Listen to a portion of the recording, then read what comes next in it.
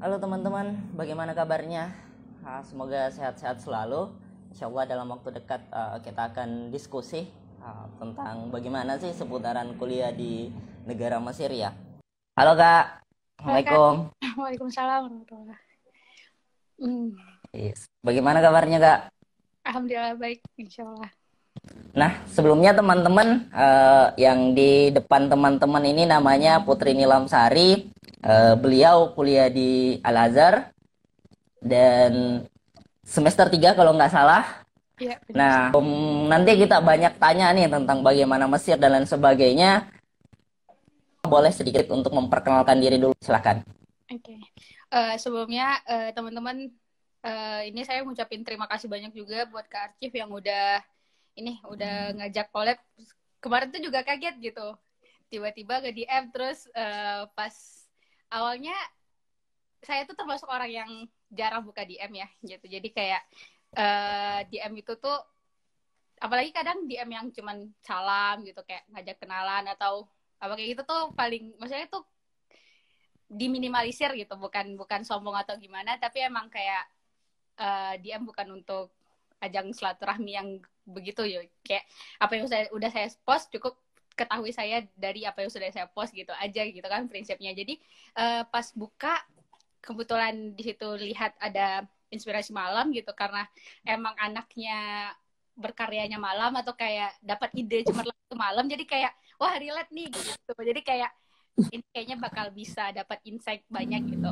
Kemudian juga kalau untuk nge-fallback orang juga kadang milih-milih karena takut yang masuk ke beranda itu bukan hal-hal yang diinginin gitu. Kayak misalnya nggak sesuai dengan bidangnya gitu. Jadi yang di follow itu rata-rata ya memang yang sesuai bidang gitu. Kayak yang tulis menulis atau ya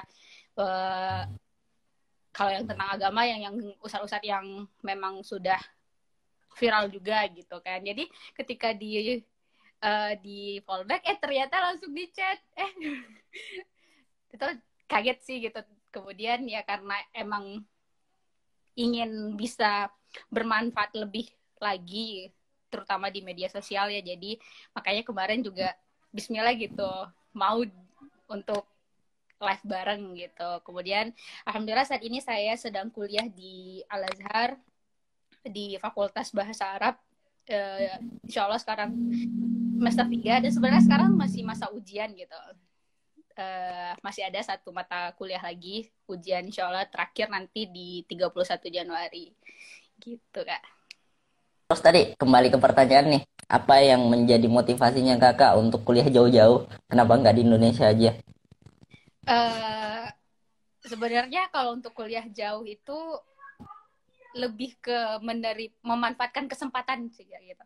Karena alhamdulillah diberi kesempatan untuk kuliah jauh. Karena sebenarnya saya sudah pernah kuliah di Indonesia, cuma alhamdulillah diberi kesempatan untuk kuliah jauh.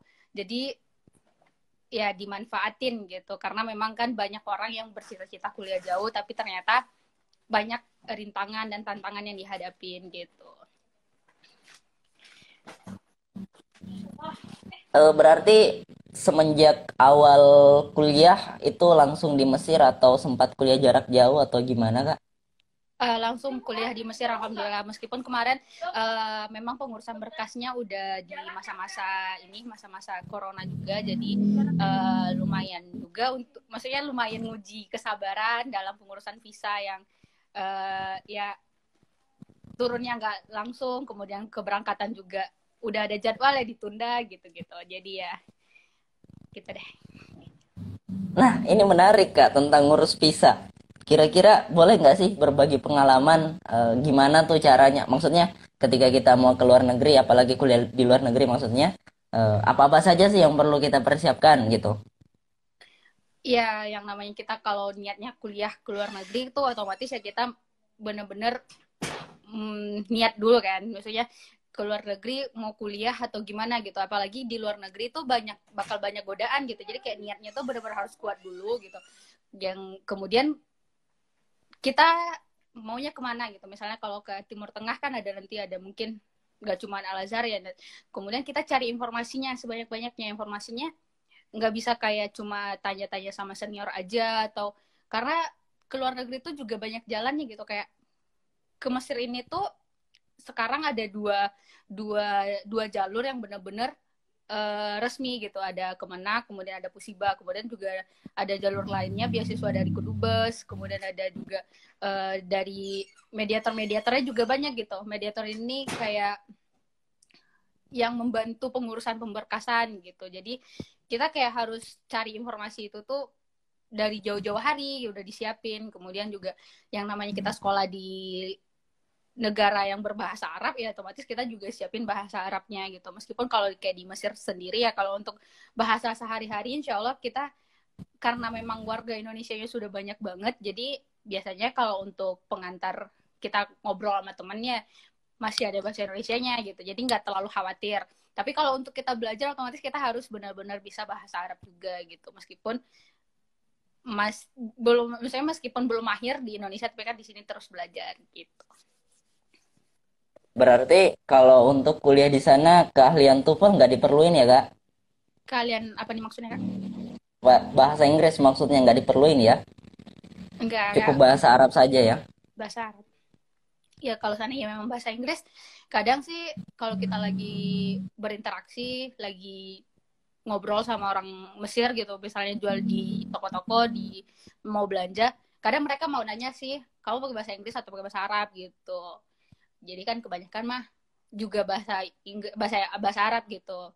Kemudian juga kalau untuk ini lebih banyak pakai bahasa Amiyah. Jadi bahasanya itu tidak seperti bahasa Arab yang kita pelajari di sekolah-sekolah dulu gitu. Bahasa apa tadi namanya kak? Bahasa Amiyah? Iya, bahasa Amiyah tuh kayak bahasa ya kayak sebenarnya bahasa Arab tapi tuh kayak bahasa keseharian gitu loh. Yang kayak di Indonesia tuh bukan bahasa yang baku gitu. Nah, kalau begitu terus gimana sih nih kakak? Kalau berbicara kita beradaptasi di sana ini kan kita tadi kakak cerita bahwasanya di sana alhamdulillah cukup banyak orang Indonesia juga, jadi nggak perlu terlalu khawatir ketika berbicara kehidupan sehari-hari. Tapi ketika berbicara kehidupan yang berbicara finansial, nah ini kan kita nggak tahu nih, apalagi ya kita nggak tahu bagaimana biaya kuliah di sana, bagaimana biaya hidupnya, dan benar-benar jauh dari keluarga. Misal suatu saat kita sakit dan lain sebagainya, kita kan nggak tahu. Nah kira-kira untuk masalah poin beradaptasi dari hal finansial itu bagaimana kak? Ya kalau untuk adaptasi ya kadang buat sebagian orang termasuk saya pribadi itu kayak sampai Mesir itu kita bisa kayak ngalamin uh, kultural uh, cultural shock gitu loh kayak kaget dulu gitu karena memang beda ya Mesir sama Indonesia itu di sini juga kayak orang Mesir tuh kalau ngomong tuh keras gitu loh kayak nada bicaranya tinggi gitu yang hal-hal kayak gitu tuh kan udah bikin beda ya sama kebiasaan kita di Indonesia gitu terus kalau kayak misalnya uh, biaya hidup di sini sama di Indonesia tuh sebenarnya nggak terlalu jauh bedanya karena uh, harga di sini juga masih terjangkau gitu. Kemudian kalau untuk dari kampusnya sendiri kan alhamdulillah benar-benar full gratis ya kecuali ntar ada biaya rusum kayak daftar ulang gitu per tahun sama biaya visanya kita gitu kayak izin tinggal kita di sini gitu sama kitab-kitab. Kalau untuk biaya rumah makan apa segala macam ya itu tergantung kita milihnya hidupnya seperti apa karena di sini juga ada beberapa asrama gitu yang di mana asrama itu ada programnya gitu ada nanti yang program khususnya di Al-Quran ada yang khususnya bahasa Arab gitu ada juga yang ilmu-ilmu syariah gitu jadi ya tergantung kitanya tinggalnya di mana gitu tapi kalau secara umum kalau kita tinggal di rumah pribadi gitu kayak di flat-flat gitu ya biaya hidupnya bisa dikatakan jauh lebih murah daripada kalau kita kuliah di Indonesia dengan ngekos juga gitu karena uh, itu tadi juga terbantu karena memang kan kuliahnya juga dari kampus sudah gratis kan. Kalau di Indonesia kan ada biaya uang semesternya, uang praktek dan lain sebagainya gitu. Sedangkan kalau di sini alhamdulillah itu gratis gitu. Dan di luar kampus itu juga banyak tempat-tempat belajar gitu yang disediain gitu dari masyaihnya juga gitu. Misalnya kita mau memperdalam apa gitu. Nah, karena di sini tuh di Mesir itu ada beberapa jurusan yang kebanyakan diambil oleh mahasiswa Indonesia itu jurusan Usuluddin dan Syariah. Kemudian juga ada jurusan sastra Arab kayak gitu. Tapi sastra Arab itu tidak terlalu banyak warga Indonesianya gitu. Nah, selain kita belajar di kampus dengan jurusan masing-masing, biasanya ada tempat talak kita lagi gitu, belajar langsung sama masyaikh, sama ada lembaga-lembaga juga yang membuat daurah-daurah tertentu gitu. Jadi kita bisa memilih gitu, kita mau fokusnya kemana. Misalnya kalau kayak kita mau dalamin hadis gitu, kita bisa ikutin talaki-talaki hadis di luar kampus juga, dan itu ada yang gratis, ada yang berbayar juga gitu. Ya, kayak banyak ilmu sih di sini gitu, karena kan alhamdulillah Mesir sendiri dikatakan sebagai pusatnya ilmu. Kemudian juga sistem Azhar yang moderat juga kayak dia tuh menerima semua pemikiran gitu. Maksudnya di sini mau kamu pemikirannya salaf atau yang lebih modern apa segala macam tuh diterima gitu, tidak ada yang saling menyalahkan atau sebagaimana gitu. Jadi tinggal kita yang benar-benar memanfaatkan gitu, dan yang paling sulit ya istiqomah ya sih. Kemudian juga di sini yang cukup terasa itu biasanya sama mahasiswa Indonesia itu cuaca gitu. Kayak perubahan cuaca yang berbeda kan dengan kita yang biasa hidup di negara tropis, kemudian harus tinggal di Mesir yang kalau panas itu ya lumayan panas banget gitu. Kalau kayak sekarang musim dingin ya dingin banget gitu. Meskipun nggak sampai salju atau minus, tapi dinginnya itu karena berangin jadi terasa banget gitu. Jadi dingin. Jadi gitu.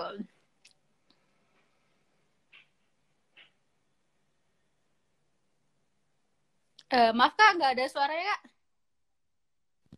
Sorry, termut. Nah, ini tadi menarik yang kakak kutip tentang kuliah gratis ya di Al-Azhar. Ini maksudnya biaya kuliahnya gratis ini apakah untuk mereka yang berbeasiswa saja atau secara umum? Atau gimana sih maksudnya? Kalau di Al Azhar sendiri emang secara umum itu gratis gitu. Jadi semua yang kuliah di Azhar pasti gratis gitu. Kemudian nanti ada yang emang ada beasiswa kan, untuk mahasiswa Indonesia juga disediain beasiswa, kemudian juga disediain asrama gitu. Jadi ada asrama bosnya. Kemudian kalau emang bisa dapat asrama, nanti juga bisa dapat uang jajan gitu, uang saku. Gitu. Selain disediain asrama, beasiswa kuliahnya juga udah pasti, kemudian ada beasiswa asrama, kemudian dikasih beasiswa uang saku gitu. Kemudian selain dari yang beasiswa Azhar sendiri, itu kita bisa dapetin beasiswa dari lembaga-lembaga tertentu gitu, kayak kita ngajuin berkas, setelah nilai keluar nanti ada persyaratannya nilai, kemudian kelengkapan berkas, mulai dari izin tinggal, kemudian juga paspor dan segala macamnya. Ini kalau lengkap gitu ada kemungkinan untuk bisa dapat beasiswa tambahan gitu, dan itu kita bisa ngajukan ke lembaga-lembaga. Di sini ada banyak lembaganya gitu, salah satunya mungkin ada nanti ada dari Bait Zakat gitu, dari lembaga-lembaga zakat atau lembaga-lembaga tahfiz gitu. Nah, menarik nih buat teman-teman yang ingin kuliah di Azhar. Itu kan biaya kuliahnya sana gratis. Nah, tinggal cari ke apa ya? Kumpulin niat aja bagaimana ketika memang benar-benar mau kuliahnya di luar gitu.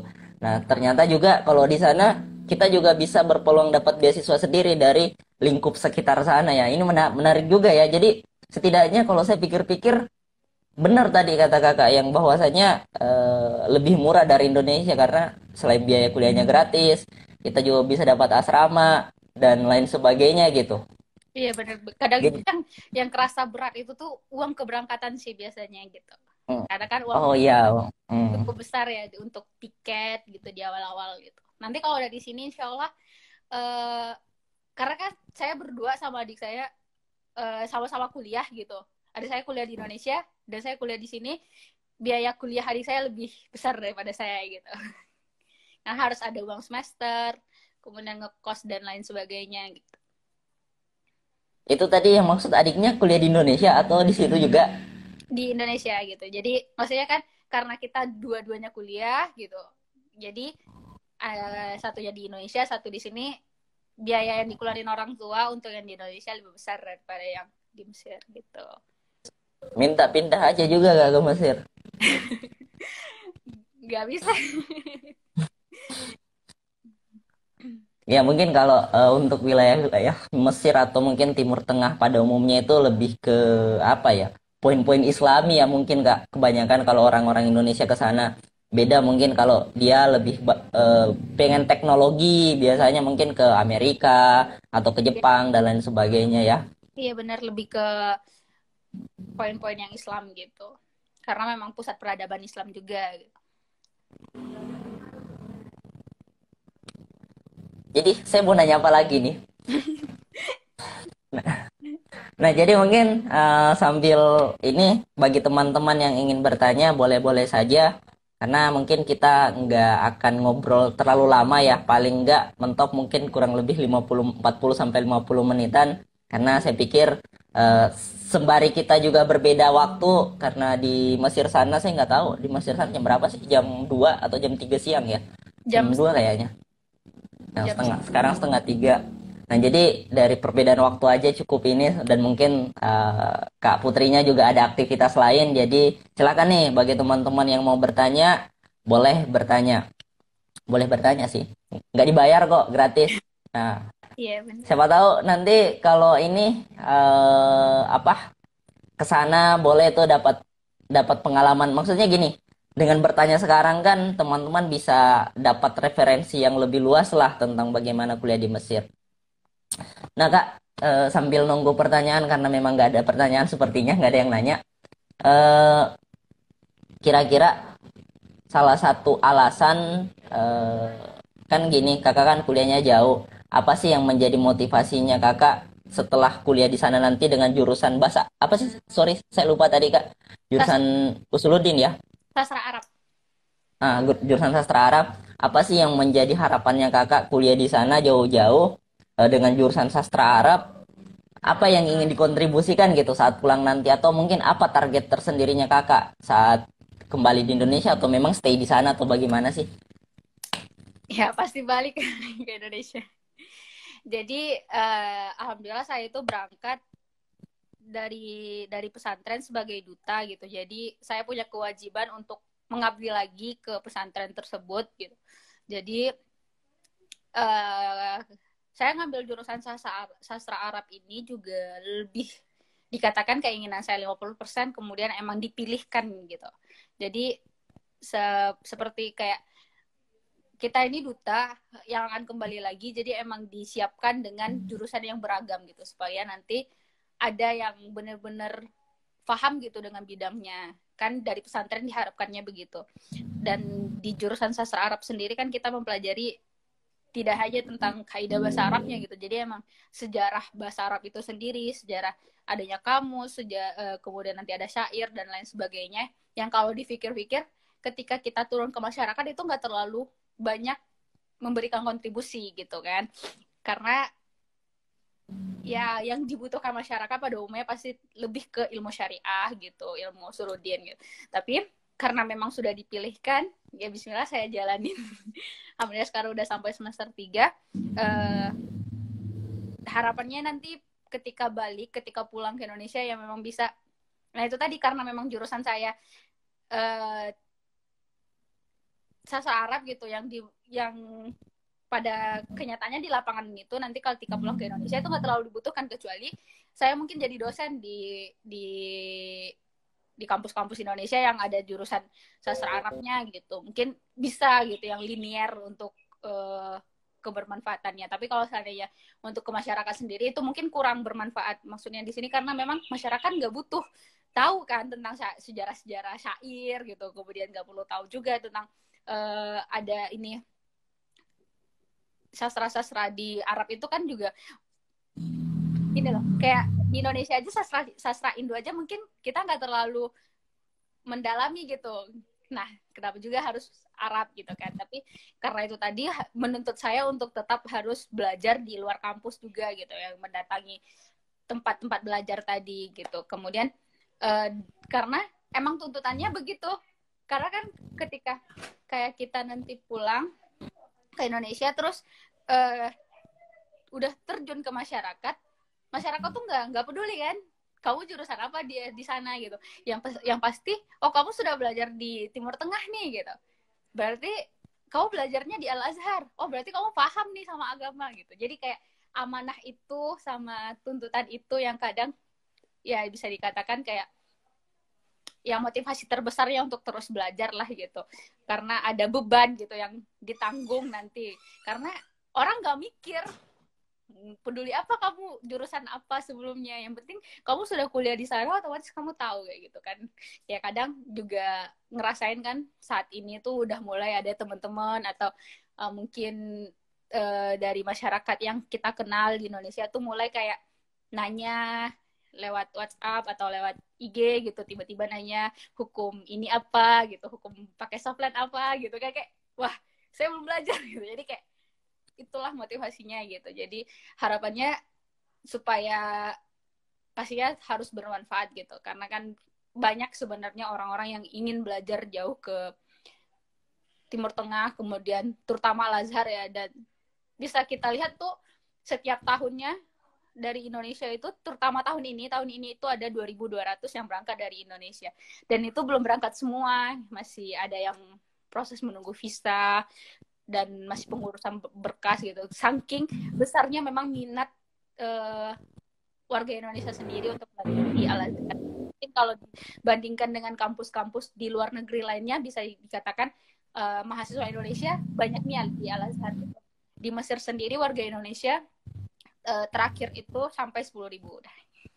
Sudah 10.000 mahasiswa, itu ada yang kuliah, ada yang masih tingkat SMA juga, dan ada juga yang sudah berkeluarga pastinya.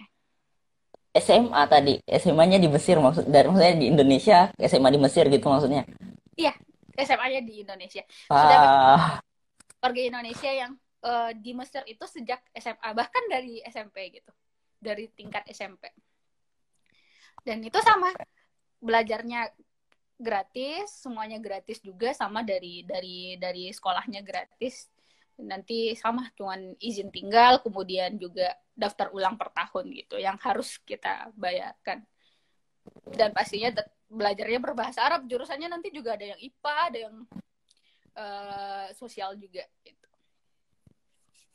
Tapi berbahasa Arab.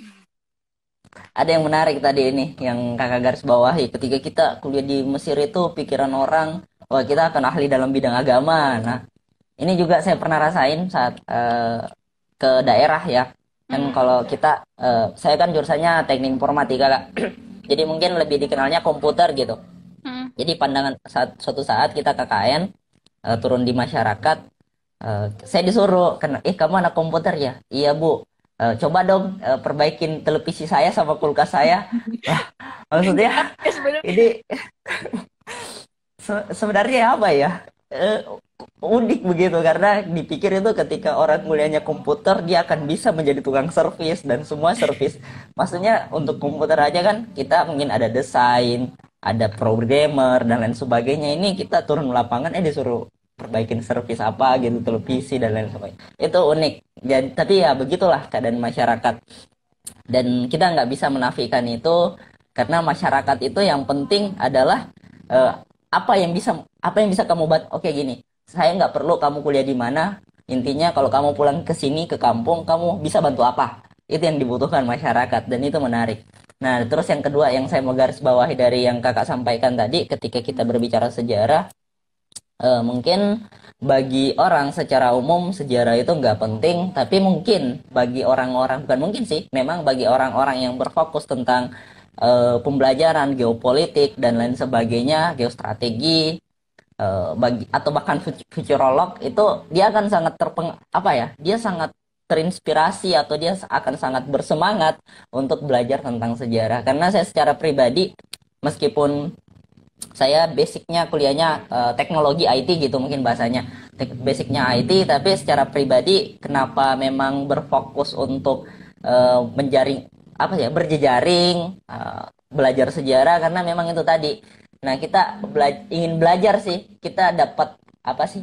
Ada orang yang pernah berkata sama saya bahwasanya semakin dalam pembelajaran sejarah yang kamu pahami, maka semakin jauh pula kamu memandang masa depan. Karena pada dasarnya sejarah itu akan selalu berulang, yang berubah hanyalah pelakunya. Dan ini yang sering menjadi insight buat saya, makanya saya tertarik belajar sejarah dan lain sebagainya. Termasuk mungkin kalau kita berbicara Islam ya, kita berbicara tentang bagaimana sejarah kekhilafaan dan lain sebagainya. Itu poin menarik mungkin bagi saya.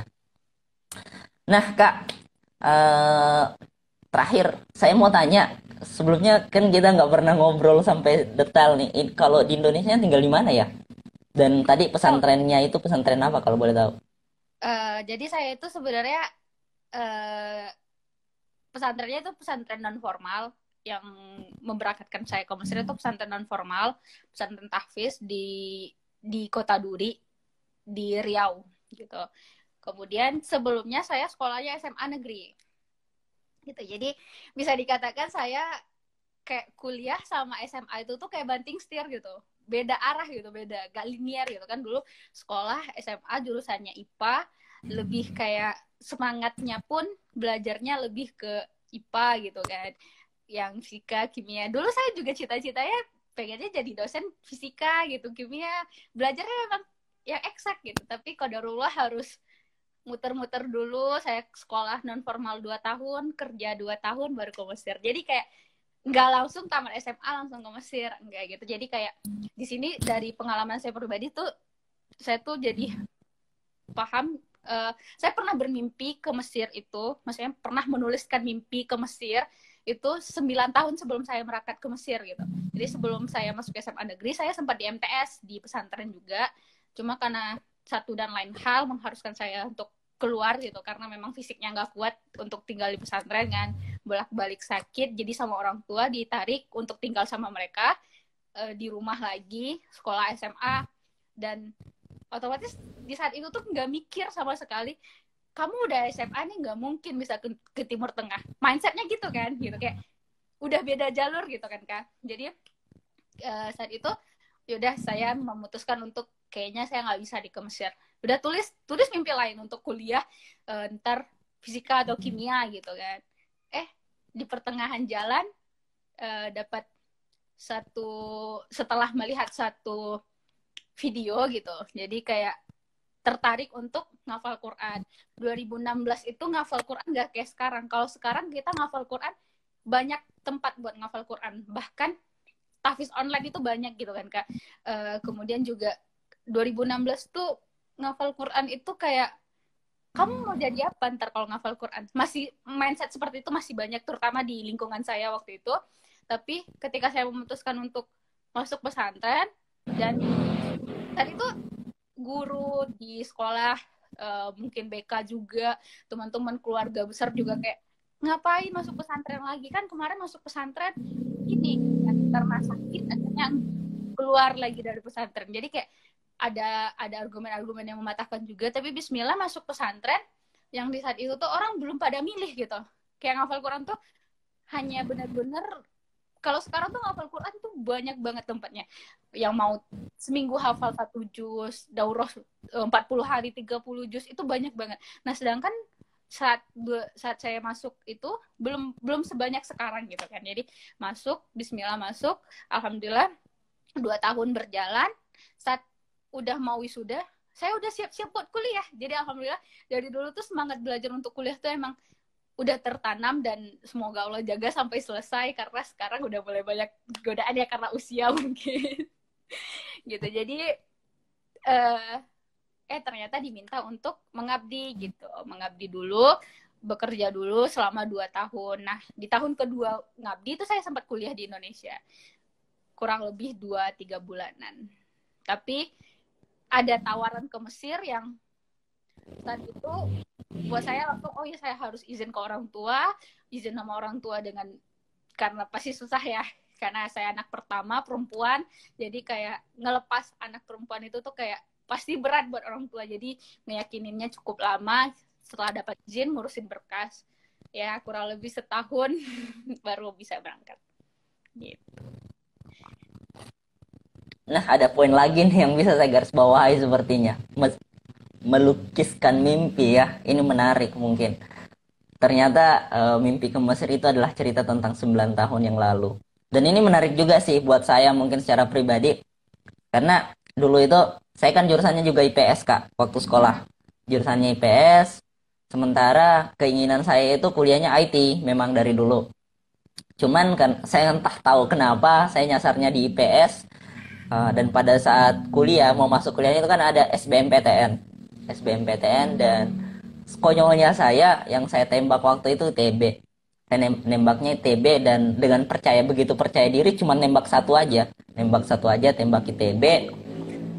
Dan otomatis kan ternyata pada saat SBMPTN saya kan nggak pernah kursus. Biasanya kan kalau kita ingin SBMPTN kita ada kursus-kursus tuh, ikut Iya, kursus apa supaya dapat lulus lah gitu.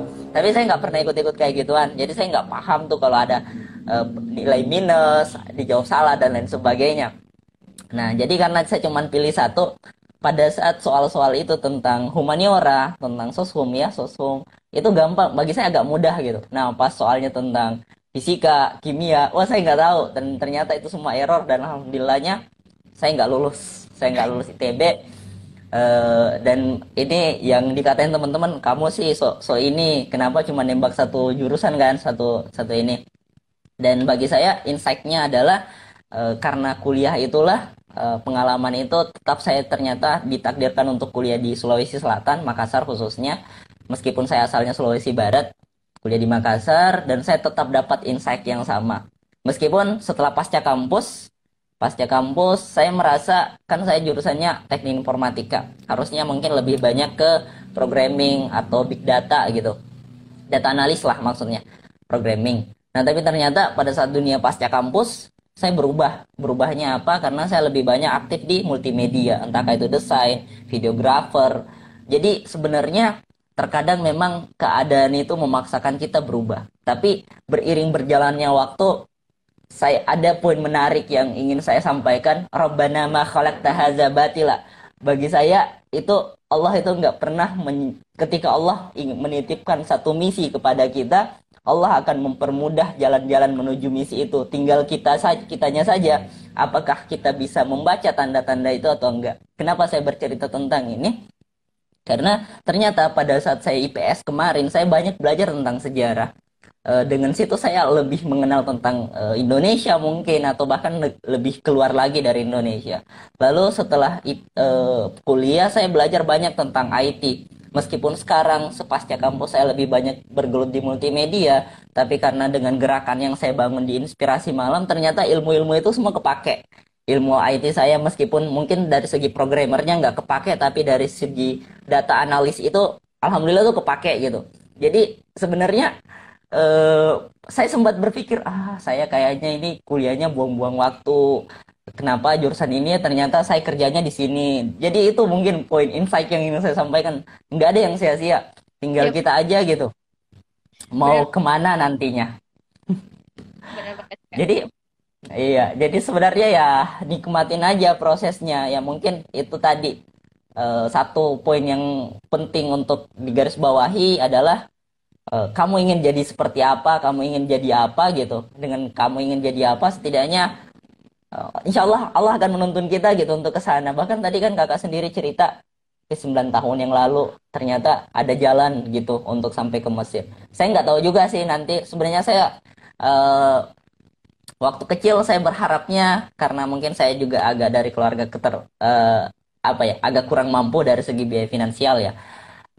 Sehingga waktu sekolah dulu SMP saya berpikir wah saya kayaknya berharap nih suatu saat bisa bikin sekolah sendiri, bisa bikin apa ya yang intinya memudahkan bagi orang-orang yang agak susah untuk berkuliah bersekolah gitu.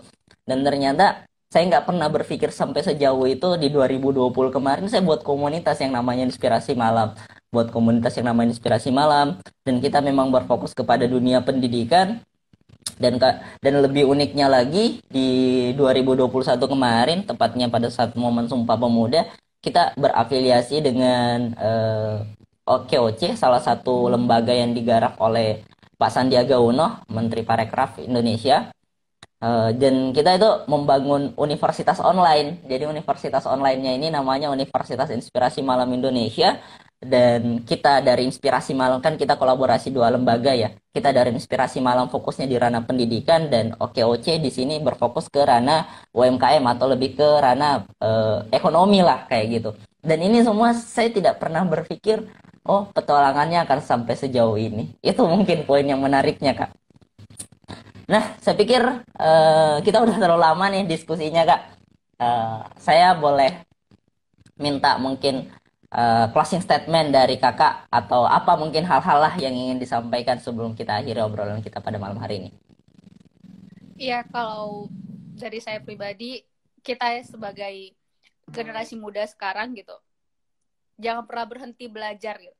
Dan ketika kita belajar, kita tuh juga harus ngajar. Karena hakikat kita hidup, saya pernah dinasihati oleh salah satu guru kita, hakikat itu hidup hanya dua gitu, belajar dan mengajar. Kalau kita tuh nggak mau belajar, ya kita nggak boleh ngajar gitu. Kayak berhenti aja ngajar.